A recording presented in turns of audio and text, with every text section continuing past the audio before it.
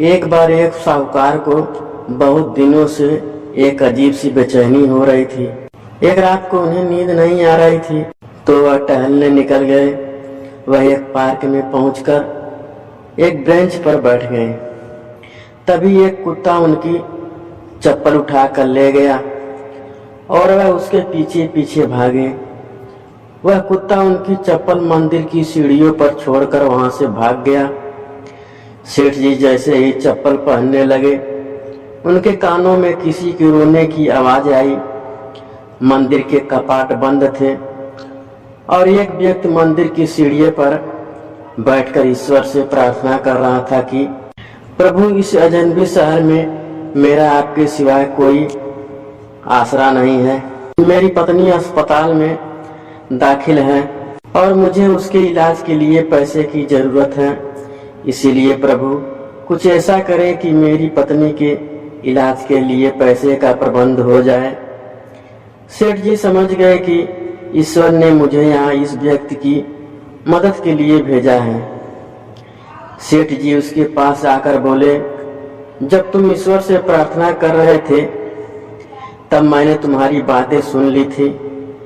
सेठ जी ने अपनी जेब से पैसे निकालकर उस व्यक्ति को दिए। उसने अपना कार्ड निकाल कर देते हुए कहा कि तुमको किसी चीज की जरूरत हो तो मेरे पास आ जाना। वह व्यक्ति कहने लगा कि मुझे आपकी कार्ड की कोई जरूरत नहीं है क्योंकि मैं पता जानता हूँ।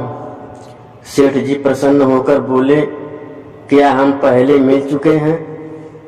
वह व्यक्ति बोला कि मैं आपकी बात नहीं कर रहा हूँ। सेठ ने पूछा, फिर तुम किसके पते की बात कर रहे हो?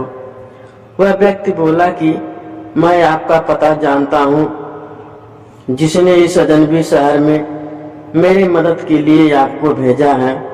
मुझे अपने ईश्वर पर अटूट विश्वास है। यह पहला मौका नहीं है, ऐसा बहुत बार होता है। जब भी मुझे कुछ चाहिए होता है मैं उसकी शरण में चला जाता हूँ। वह विश्वसनीय रूप से हर बार किसी न किसी मेरे कार्य संपूर्ण कर देता है। उसका ईश्वर के प्रति अटूट विश्वास देखकर सेठ जी की आंखों में आंसू आ गए। दूसरी कहानी, जादुई संतरा।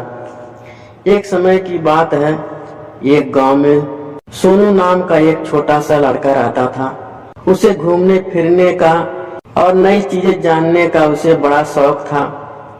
एक दिन जब वह जंगल में घूम रहा था तो उसे एक संतरे का जादुई पेड़ दिखाई देता है।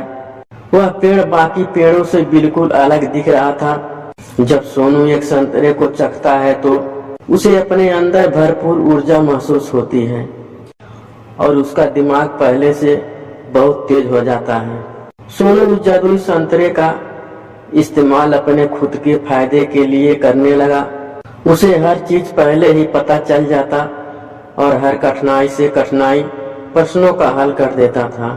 दूर दूर से लोग उसकी इस प्रतिभा को देखने आते थे। जैसे जैसे समय बीतता गया सोनू की शक्तियां कम होती गई। पेड़ पर संतरों की चमक भी कम हो रही थी और धीरे धीरे उसकी भी शक्तियां खत्म होने लगी थी। जल्दी ही सोनू को यह एहसास होता है कि वह अपनी खुद की प्रतिभा को नजरअंदाज करते हुए जादुई संतरे की शक्ति पर बहुत ज्यादा निर्भर हो गया है। सोनू को अपनी गलतियों का एहसास होता है और वह जादुई संतरे के पेड़ के पास वापस जाता है। वह अपने लालची स्वभाव के लिए माफी मांगता है और वादा करता है कि अपनी काबिलियत का उपयोग वह अच्छे कामों के लिए करेगा। फिर अचानक से पेड़ के बचे हुए संतरों में वापस चमक आ जाती है। उस दिन के बाद से सोनू यह समझ गया कि असली शक्ति हमारे अंदर ही होती है। हमें सफलता प्राप्त करने के लिए किसी जादू या शक्ति के बाहरी स्रोत पर निर्भर नहीं रहना चाहिए, बल्कि हमें अपनी क्षमताओं को बढ़ाने पर ध्यान देना चाहिए और हम अपनी खुद की कौशल और प्रतिभा का इस्तेमाल करके ही दुनिया में बदलाव और खुशी ला सकते हैं और उनका उपयोग करके दुनिया में सकारात्मक बदलाव लाना चाहिए।